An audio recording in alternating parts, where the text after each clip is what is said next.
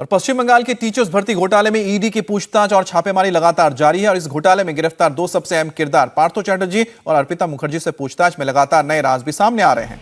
अब खुलासा हुआ है कि अर्पिता के कोलकाता में 9 और फ्लैट्स हैं। ईडी को यह जानकारी उन दस्तावेजों के आधार पर मिली है जो अर्पिता के दूसरे फ्लैट से बरामद किए गए हैं। आज ईडी कुछ और जगहों पर छापेमारी भी कर सकती है। और इस बीच अर्पिता मुखर्जी अब भी खुद को पाक साफ बता रही है।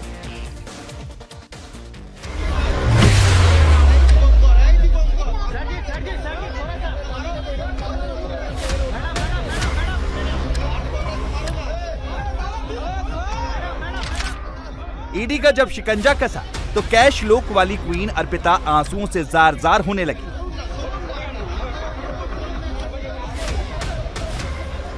लेकिन ईडी की पकड़ अर्पिता मुखर्जी पर इतनी मजबूत है कि उसे आंसुओं की सहानुभूति नहीं मिल सकती।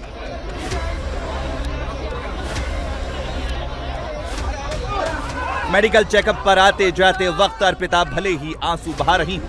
अर्पिता मुखर्जी के घर से जो काली कमाई वाले पैसों की बारिश हो रही है उससे उनके आंसू नहीं धुल सकते।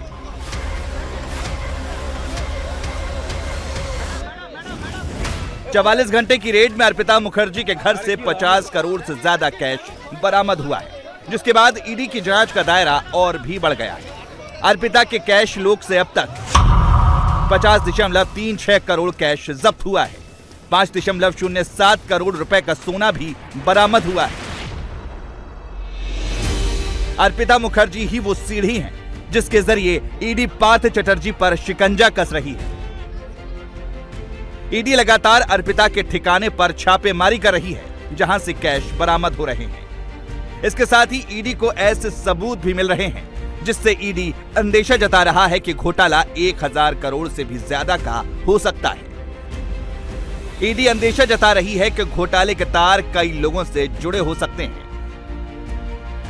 क्योंकि ईडी ने जब रेड की थी तो एक मर्सिडीज बरामद हुई थी, लेकिन ईडी को उन 4 गाड़ियों की तलाश है जो अर्पिता के घर से गायब है। Audi A4 number WB02AB9561, Honda city number WB06T6000, Honda CRV number WB06T6001, Mercedes Benz number WB02AE2232। ED को अर्पिता की इन कारों की तलाश है। बताया जा रहा है कि ईडी को शक है कि इन कारों में कैश हो सकता है। चारों कारें डायमंड सिटी फ्लैट से गायब हुई हैं।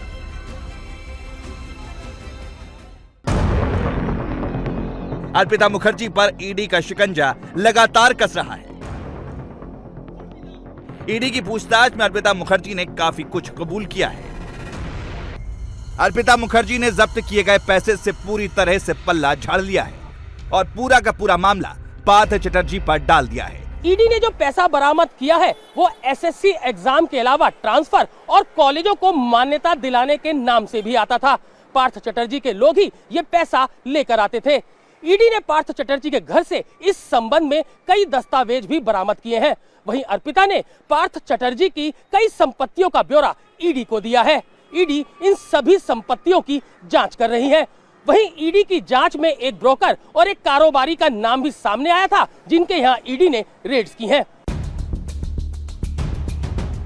ईडी को शक है कि यह पूरा घोटाला पार्थ चटर्जी के इर्द गिर्द ही बुना गया है, जिसके कई राजदार हो सकते हैं। ईडी के राडार पर पार्थ चटर्जी की 5 महिला मित्र हैं, जिसमें से अर्पिता मुखर्जी और मोनालिसा के चेहरे से नकाब उठ गया है। मोनालिसा पर ईडी की नजर है। अर्पिता के घर से कैश बरामद हो रहे हैं। ईडी के राडार पर पार्थ चटर्जी की 3 और महिला मित्र हैं। अर्पिता मुखर्जी पार्थो चटर्जी की वो महिला मित्र हैं जिनके घर से अब तक कैश और सोना मिलाकर 55 करोड़ से ज्यादा की रिकवरी हो चुकी है। बावजूद इसके अर्पिता मुखर्जी ईडी के सामने खुद को पाक साफ बता रही हैं। ईडी की जांच में जो खुलासा हुआ है उसमें अर्पिता के पास कुल 10 महंगे फ्लैट हैं, जबकि 2 शेल कंपनियों का भी खुलासा हुआ है जो अर्पिता के बेलगरिया के 8A फ्लैट पर ही रजिस्टर्ड है। ये दोनों शेल कंपनियां उसी फ्लैट से चलती हैं जहां ईडी को रेड में 28 करोड़ से ज्यादा की रकम बरामद हुई थी। ईडी पार्थ और अर्पिता मुखर्जी के ठिकानों पर छापेमारी कर रही थी तो बुधवार रात को पार्थ के फार्म हाउस पर चोरी हो गई। पार्थ का फार्म हाउस भी ईडी के राडार पर था, लिहाजा ईडी शक जता रही है कि चोरी की आड़ में कुछ और खेल हुआ है।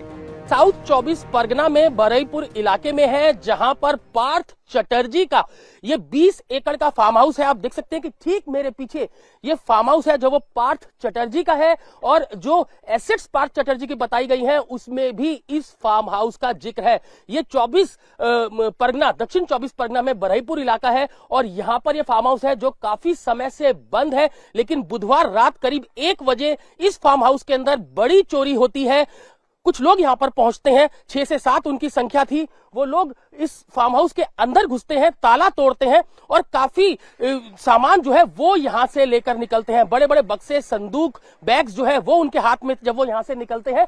और यहां पर आप देख सकते हैं कि इस फार्म हाउस के बाहर यहां पर ताला लगा हुआ है, और जो आगे का जो मेन फार्म हाउस का जो गेट है वो आप देख सकते हैं कि वो खुला हुआ है। एकाएक बुधवार की रात को 1 बजे 5 से 6 की संख्या में लोग यहां पर पहुंचते हैं, इसके अंदर कूदते हैं और काफी सामान इस फार्म हाउस से लेकर निकल जाते हैं। बड़े बड़े संदूक, बक्से उनके हाथ में थे। क्या वो बड़ा कैश था जिसको लेकर यहां से निकला गया, ये अपने आप में अहम सवाल है, जिसकी जांच जो है वो ईडी कर रही है।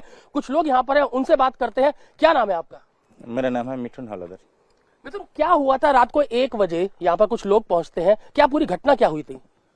वो दिन रात 1 बजे तक आया था, 4 आदमी था। ये जो सामने वाला घर है, इधर एक लड़का लोग और लड़के रहता है, वो देखा है। लेकिन वो जो आसे पासे का लोग जो बोला रहा है ये, तो ये जो दुष्कृति है, ये दुष्कृति बोल रहा है आप लोग भाग जाओ, नहीं तो खून खराबी हो जाएंगे। तो उधर से भाग जाएंगे, उधर को तारा दिया। उसका बाद जो है वो बाउंड्री के लेकर, गाड़ी के लेकर भाग गया। पार्थ चटर्जी के फार्म हाउस पर जब से चोरी हुई है तब से फार्म हाउस के सामने रहने वाले कई लोग अपने घरों में ताला लगाकर फरार हैं। बताया जा रहा है कि इन्हें वारदात वाले दिन धमकाया गया था। इलाके के अंदर जो फार्म हाउस है पार्थ चटर्जी का, जिसका जिक्र एसेट्स जो लिस्ट बनाई है ईडी ने, उसमें भी इस फार्म हाउस का जिक्र है। उनकी बेटी के नाम से ये फार्म हाउस है, और उसके सामने के लोग उस दिन से गायब है, क्योंकि काफी उनको धमकाया गया था, डराया गया था कि वो किसी से भी बात ना करें।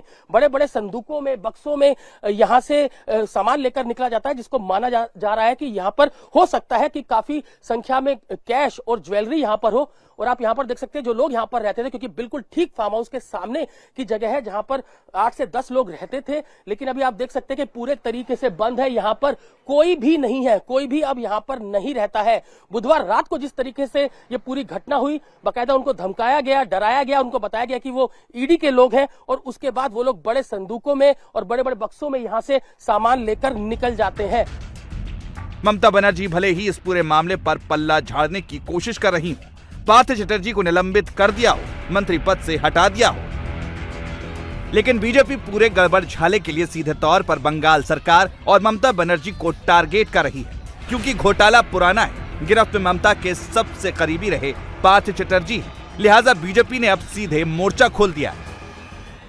इंडिया टीवी हर वक्त हर जगह डाउनलोड करने के लिए सर्च करें India TV news Google play store या ऐप स्टोर पर।